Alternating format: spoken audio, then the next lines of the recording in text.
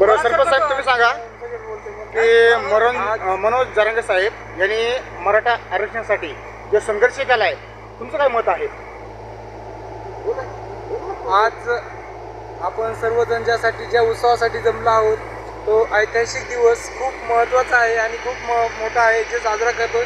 ज्याच्यामुळे साजरा करतोय ते आपल्या महाराष्ट्रातील छत्रपतीच्या नंतरचे जे आज आपण दैवत मानलं जात आहे मनोज जरांगे पाटील, त्यांचे मी खूप बाळेवाडी ग्रामस्थाच्या वतीने आभार मानतो आणि सकल मराठा समाजाच्या वतीने पण मी त्यांचे आभार मानतो. आणि आज जो आपण जल्लोष साजरा करतो फक्त आणि फक्त छत्रपतीनंतर मनोज जरांगे पाटील यांचं आहे.